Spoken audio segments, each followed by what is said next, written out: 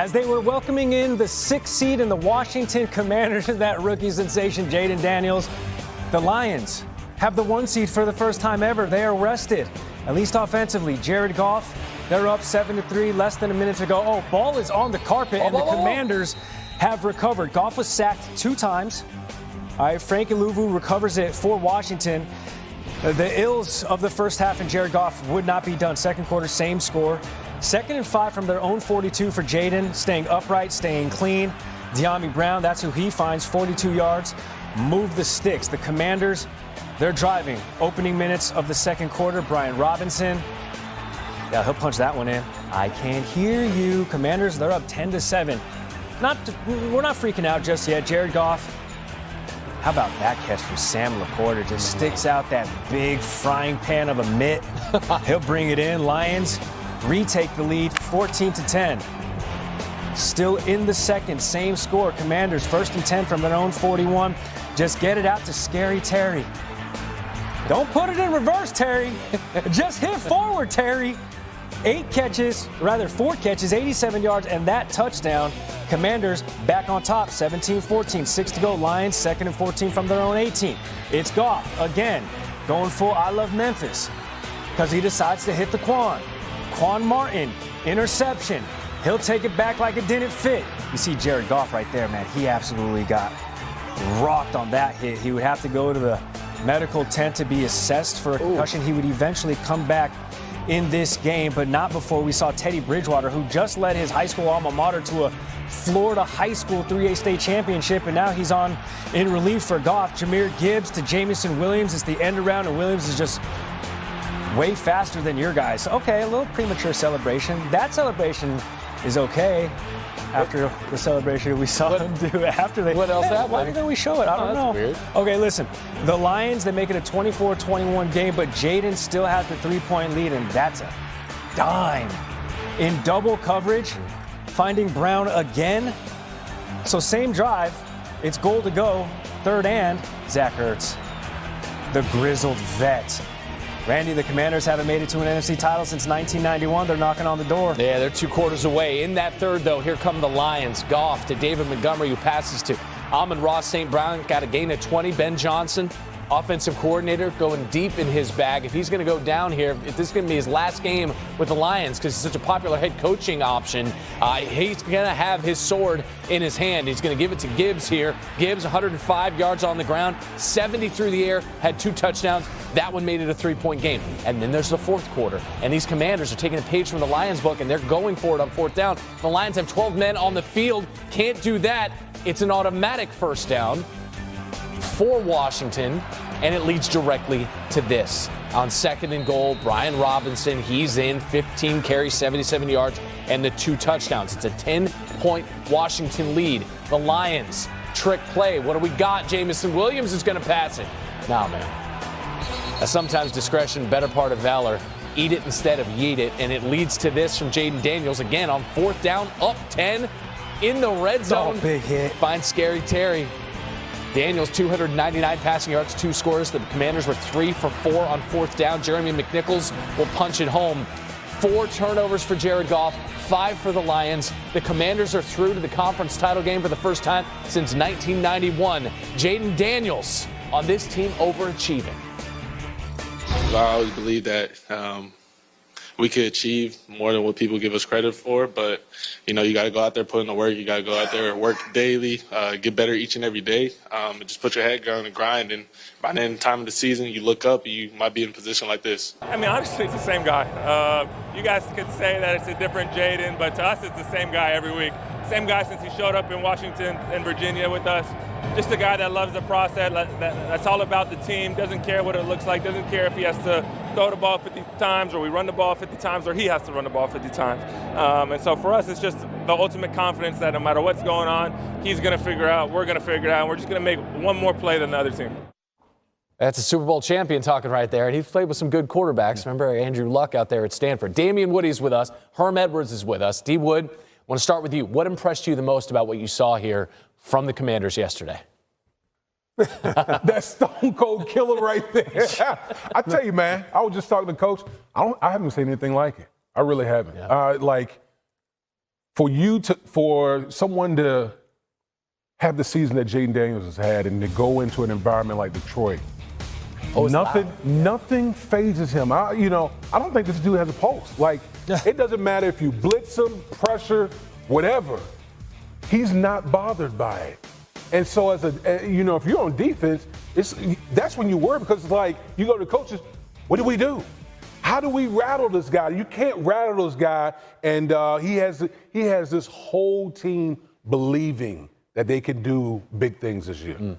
He has great poise in difficult moments. He's very calm. Pulse doesn't get very high at all. I mean, he understands the moment. He's a smart player, too. He understands I can beat him with my legs. I can throw the football. When he has the ball in his hand on defense, you have a problem, because what do? Do we rush him? If we rush him and we get out of our lanes, he's going to run. If you allow him to see one-on-one coverage, free safety high, he throws the deep ball as good as anybody. And here's the key. He doesn't turn the ball over. Think about it. He doesn't turn the ball over. This is a rookie quarterback. Yeah. Right? Yeah. I mean, that's special. That combination adds up to now 14 wins for this rookie quarterback, if you include the 2 here in the playoffs. And you talk about having a team believing. I mean, listen, I can tell you he has a city believing. He has 2 states and one that should be a state, right? He's got Maryland and Virginia, and he's got D.C. fully behind number 5 there. Far from done with these two. Damian Woody, Herm Edwards on Sports. So the thrill of victory for Washington, the absolute agony of season-ending defeat for the Lions after a 15-2 regular season campaign. Since the Bears won the Super Bowl in '85, no team that has won 15 or more regular season games has gone on to hoist the Lombardi, although the Chiefs still have a chance to change that this season. Dan Campbell, understandably emotional after the loss. It's hard, when you lose these games, man. It's like the players,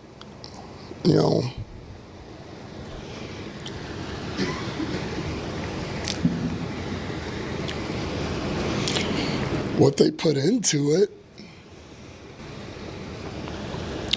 A lot of people don't know, what they go through.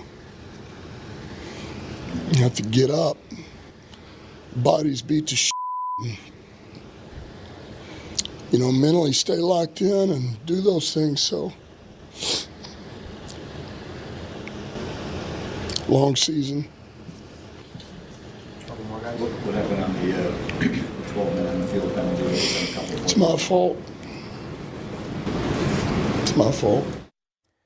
Yeah, Dan Campbell has never shied away from wearing his emotions on his sleeve, whether in jubilation or, as we see right there, gentlemen, otherwise.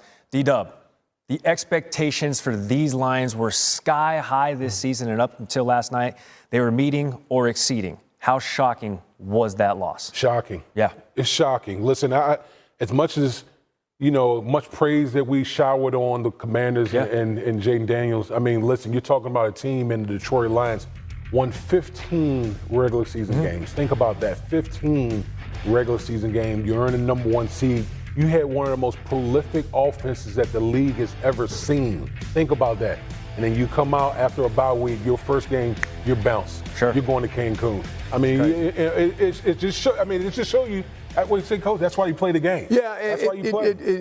D makes a good point. It shocks your system. We've all been there. You've been there as a player. I've been there as a player, as a coach. And when it ends, it's a finality about it. There's no tomorrow. I mean, it's like, this is what really happened to us? Yeah, it happened to you. And look at it. You got to look at it this way, too. When you turn the ball over 5 times, the likelihood of you win is not very good. Now, they actually turned it over 5 times against Houston and won. They turned the ball over 5 times against this football team with Jaden Daniels. You have no shot. More surprised that the Lions lost in the way they did, or more surprised that the Commanders continue to win in the fashion they're winning? I'm not surprised by anything the Commanders doing anymore. So Lions. Yeah. I'm telling you, that quarterback and the way they're playing for the Commanders, special. They've gone on the road twice now, the Commanders. And Jay Daniels and this football team has beaten 2 good quarterbacks, veteran quarterbacks. Jared Goff's a good quarterback. All right? Baker Mayfield's a good quarterback. This team has gone on the road and won games. And listen, we can now start talking about the possibilities. If Washington is going to get to their first Super Bowl in how many decades, they're going to have to go win on the road. On the road somewhere, either in Philly or otherwise. Gents, thanks. Thank you. Rolling on, red carpet. Red curtain. Oh. Red jersey for Patrick Mahomes, man. His magic on full display. The stat line's not going to pop off for you, but taking on C.J. Stroud and the Texans there, chilly Arrowhead, getting your divisional weekend going. And off the jump, big return for Kansas City. But keep an eye on Chris Boyd, who comes flying in, throws Nico Remigio down. Remigio goes down. The ball comes out. And listen, Boyd thinks he forced a turnover, so he pops that helmet. He's willing to take the 15-yard penalty. His special team coach, Frank Ross, is like, you can't do that. Boyd shoves him. Boyd said after the game he thought that he forced a turnover, and he got, quote-unquote, 2 turns. You were thinking you wouldn't have thought that. Friends, who among us? Meanwhile, Patrick Mahomes and company matriculating that ball down the field, finding Travis Kelce 36 yards after the catch on this one. Kelce said, quote, it felt good to finally make a guy miss this year. Well, he's 35 years old, perhaps benefiting from the bye week more than most. It's 13-6, and here comes C.J. Stroud picking up that first down into the red zone with his legs. The Texans outgained the Chiefs by 124 yards. It would lead to this from Joe Mixon, capping off a 15-play, more than 10-minute drive for Houston. Touchdown. They missed the extra point, though, so they're down 1, 13-12. That was as close as they would get. Mahomes to Kelce. This thing worked over and over again. 7 receptions, 117 yards.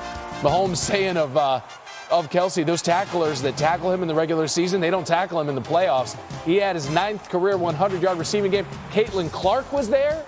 I'm told a musical artist of some repute was also there. No, Taylor Swift, Caitlin Clark in the same celebrity box there. And then Mahomes falling down, finds Kelce, gets his Joe Burrow on, and finds Kelce for the touchdown. His 20th career postseason receiving touchdown, joining Jerry Rice as the only players with at least 20 receiving touchdowns in the playoffs. Still an 8-point game, still 10 minutes to go, and still looking for the Chiefs under his bed like the boogeyman is C.J. Stroud, because George Karlaftis got him thrice, 3 times. They sacked him 8 times, and the Chiefs are through now to the AFC title game, 23-14. The Chiefs pose a challenge here that is maddeningly consistent in the postseason. No one's been able to solve it more than 1,000 days. Kansas City's won 8 straight playoff games. It dates back to the 2021 season. Their last loss came against Joey Burr and those Bengals in the conference championship game. That was 1,086 days ago. Randy, now the Chiefs sit back,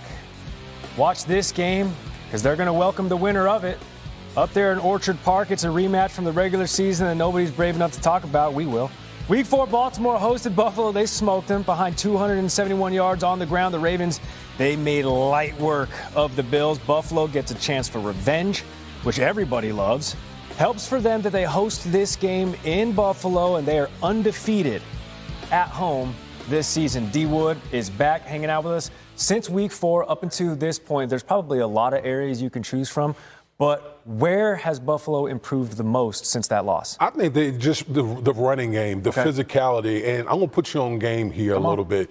You know, with the Buffalo Bills, they run this thing called what they call jumbo package, meaning they take a guy like me and come into the game. An extra lineman. Oh, yeah, an extra lineman in the game. And what they do is they just bludgeon you. They run the ball. They do it more than any other team in the league. And so that's what the Baltimore Ravens are going to see a lot of. They're going to see jumbo package against this Buffalo Bills offense, and you better be ready for it because it's coming. All right, so it's your heavies versus my heavies. Yes. We'll meet in the middle. That's right. Let's we're going to duke it out. Let's see what goes down. Okay. That's right. That being said, I'm guessing I know where this answer is going to go. How can the Ravens defense slow down that heavy, that Josh Allen, and what Buffalo's going to throw at them? Yeah, I mean, listen, the Ravens, they have one of the best rush defenses in the National Football. And that defense has really changed ever since Kyle Hamilton got moved back to safety. You just saw a transformation in that defense. So the one thing that Baltimore does, they stop. They do a really good job of stopping the run, and they don't blitz a lot. They get pressure just off their 4-man front. So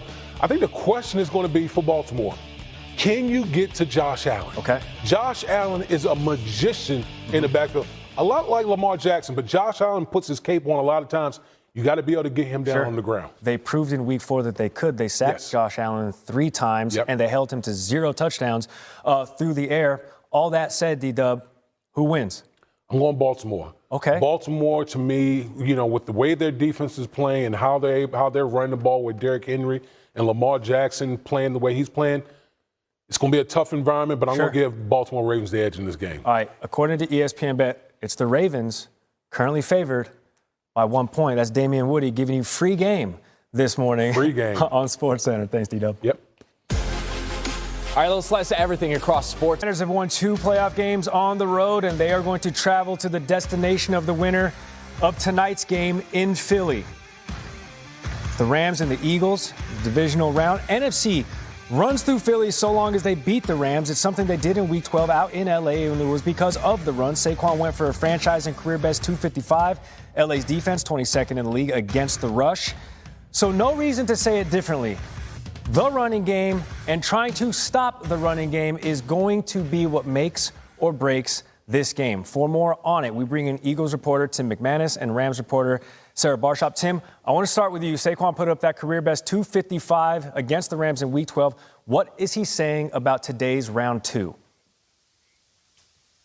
Barkley fully expects to be the center of the Rams' attention, and that's what happens when you go for that 255 and you score 2 touchdowns of 70-plus yards in the first matchup. So he thinks that they're going to concoct something to try to slow that down as much as possible. And talking with Barkley and some of his teammates and coaches this week, they've been saying how much better this Rams defense has gotten since that Week 12 matchup. That being said, there remains a high degree of confidence that the running attack can sustain even with the extra attention. But if they do sell out to try to stop the run, the way that Barkley put it, we have some pretty good receivers and a pretty good quarterback who can, quote, light it up if need be. Yeah, you're right. And it's not like 255 is the bar that Saquon has to get to again. If he bites off 170, 150, damage certainly done. Sarah, to that point, you talked to Rams players about Saquon. What did they tell you about facing him and trying to stop him today? The conversations in the Rams locker room this week among defensive players was them saying they just need to do their 1 of 11. That's something that Jared Verse said hasn't been the case all season as this young unit has grown. And he said it was especially apparent in that Week 12 game against the Eagles when Barkley set that franchise record for rushing yards. Now, Verse said there were times in that game, especially in the first half, that he was trying to make an impact on the game, only then to turn and see Barkley or quarterback Jalen Hurts in that same space that he had left. Colby Turner, a defensive captain, told me that this Rams defense took a lot of accountability from that loss, and he said that was a turning point for the group this season. Now, Verse said after that game that Barkley was unlike any running back he had ever seen. So I asked him this week what he learned and what he expects to see around 2. And he said the same thing we saw last time. He's fast, he's strong, he can break tackles. And he said he's a dangerous man if you let him do what he can do. The good news, Verse said, is that while it's one thing to beat a team once, as the Eagles did earlier this season, it's a lot harder to do it a second time. They're certainly going to try, Sarah. According to ESPN Bet, the Eagles currently favored by 6.5 points, which is about the same amount and number of inches of snow might be falling in the link come game time. Sarah, Tim, much appreciated. Stay warm tonight. Yeah, Sarah's very excited about the snow. She is, coming all of the way course. from Los Angeles. Damian Woody, Herm Edwards back with us. D. Wood, I'm going to start with you. Hey, what do you expect from Saquon here in round 2 against the Rams? Listen, if it worked the first time, you're going to try it again and see if they solve the problem. Yeah. When you rush for 255 yards, I mean, that's what we call a bloodbath up front. You know, the Eagles' offensive line totally dominated that game. And, you know, when I look at this game, you know, the Los Angeles Rams talk about stopping Saquon. You know what this is really all about? It's really a numbers game because the Rams commit all these players to stopping Saquon, just like earlier in the report. That's one-on-one on the outside. A.J. Brown, Devontae Smith, Dallas Goedert, they'll have plenty of opportunities. So if they can't stop Saquon with just 7 people in the box, to me that works out in Philadelphia's favor. Coach, how can they slow him down? Well, I would look at it the opposite way. I would put it in Stafford's hand and say, you know what, you're going to throw it 50 times. And we're going to try to make this a high-scoring game. Oh, wow. And make the Philadelphia Eagles beat you throwing the football. Make them one-dimensional. You know what? You're going to have to catch us. Okay. We're going to get a lead in this game, and we're going to just keep throwing the ball. And you know what? And we're going to try to make it a high-scoring affair. So you can't turn around and give it to Barkley. You want to put it in Jalen Hurts' hands. That's exactly right. Make Jalen Hurts beat you throwing the ball against Matthew Stafford in this group of receivers he has. We know who he has, Cooper Kupp, Nakua. They can throw the ball. And Stafford is a wizard. He completes balls. He throws the ball. Sure. I would make it a high-scoring game. Don't let these guys beat you up running the football. No, you're right. I think about Matthew Stafford in this environment, though. A guy played in the Dome in Detroit, now plays in the Dome out west. Matthew Stafford's a gunslinger. He can sling it anywhere. It doesn't matter? Okay. They could be playing on Venus. It don't matter. He can sling it all over the place. Yeah. Sean McVay's teams have never allowed a 100-yard rusher in the playoffs, but that's here on Earth. Who knows what happens in Venus? Never know. That's Herm Edwards on SportsCenter.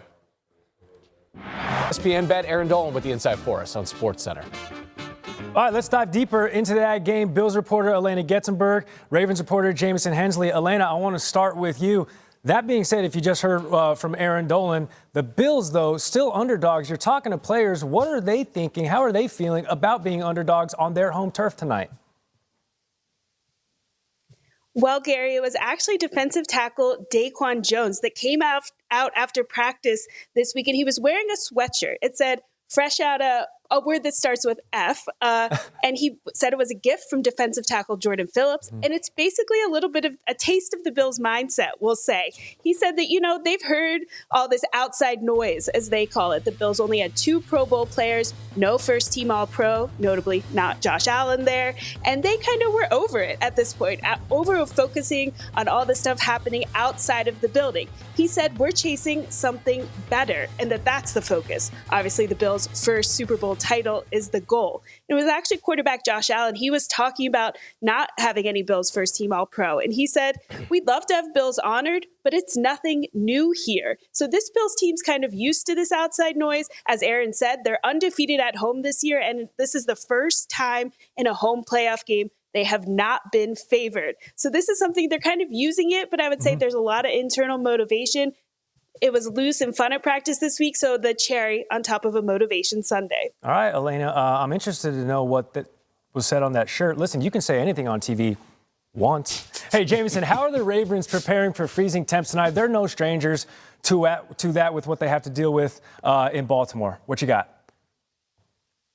Yeah, this will be the coldest game of Lamar Jackson's 7-year NFL career. But the reigning NFL MVP won't let that affect his routine. Jackson insisted this week that he won't be wearing gloves, saying he tried them in practice and it was horrible. And Jackson, he has played well in cold weather. In games when the temperature has been 35 degrees or colder, Jackson has a 7-2 record with 17 touchdowns and 3 interceptions. And now Jackson has running back Derrick Henry. And at the start of the postseason, Jackson told me that no defender likes to tackle when it's cold, especially when you have a 250-pound, all-muscle running back running directly at you. Yeah, you ain't lying. Listen, nobody more plugged in than Jamison Hensley. He's proving it right now with where he's giving us this report. All right, y'all, stay warm. Enjoy the game tonight. Randy, what you got? You got that electric current going over there. It's time for Why Not with Herm Edwards going to fire us up here. What's your message for Josh Allen at Buffalo? Well, it's real simple. If you're the Buffalo Bills, why not show us defensively you can stop the running of the Ravens? You were talking about Derrick Henry and Lamar Jackson because these conditions say they're going to have to run the ball some. And why not defense of the Buffalo Bills? Stop them from running the ball, just like that. You better stop them because if you don't stop them, guess what? Bad things happen. Yeah, they do, especially, this is all-weather stuff. These are all-weather tires that we're working with me. You got a ground game like that. What do the Ravens need to show you today? Well, if you're the Baltimore Ravens Central, why not show us you can go on the road and beat Josh Allen and the Buffalo Bills at home? They're 9-0. You got to go on the road. Yeah. And you know what? Can you beat these guys in Buffalo? Why not show us you can do that? You're a good football team. Lamar Jackson's been talking about this all year. You might have to go on the road. Guess what? You're on the road in Buffalo, a team that's 9-0. Why not show us you can beat them in Buffalo? This defense has been playing so well for Baltimore lately. I know the ground game and Lamar get all the attention and for good reason, but that defense has come correct as well. Herm Edwards with us all morning on SportsCenter. Why not? No, the Chiefs go on to win 23-14. So on we go to yet another AFC championship game. And you know what Patrick Mahomes called Travis Kelce afterwards, and that's playoff Trav. He somehow emerges in the postseason. What happens? What kind of switch gets turned on there? Well, some people are just born and destined for greatness, and that's Travis Kelce 100%. When you look at his duration of his playoff history, over 170 receptions, over 2,000 yards, 20 touchdowns. But yesterday, When a lot of people thought that Travis Kelce, he's getting old, he can't move like he used to move. Well, all he needed it to be was a playoff setting, and that's exactly what Kelce did. Showed up and showed out for his football team, Hannah. Yeah, listen, as long as you save it for when it counts, who cares? That's all that matters. Like in the regular season. As for the defense, listen, this was very painful to watch, I'm sure, for all the Ohio State alum that are here in town for the national championship. We know how good C.J. Stroud could be. Yeah. He was under pressure that entire game. Do you attribute that as much to Spags' defense as Houston's offensive line play, or what did you see last night? I think a little bit of both. When you look at the Houston Texans this entire season, C.J. Stroud was sacked the second most in the National Football League, only behind Caleb Williams with 52 sacks. So it's kind of been the Texans' MO all season long. But let me talk about that bad man, Steve Spagnuolo, as a defensive play caller. At the right times and the right moments, it seems like year in and year out in a playoff setting, he dials up the right blitzes. He gets his guys one-on-one amongst the offensive line. And we seen like yesterday, 8 sacks. Those big boys up front are going to eat. Big guys need 11 too, Hannah. I know they do. It's not just you little guys. Exactly. It's not just the skill players. They pressure Stroud on a career-high 23 dropbacks. Man, Houston has some work to do on that line in the offseason. We have a lot of work to do here in Atlanta, side of the national championship. Harry and I are back in a bit. Jay?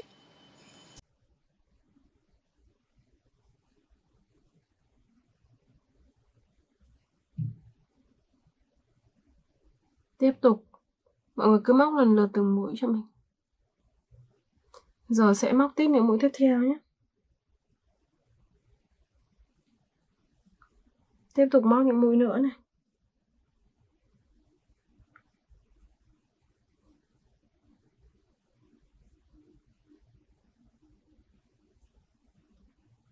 Tiếp tục nhé.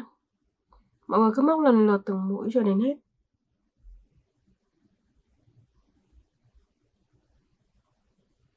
Tiếp tục móc.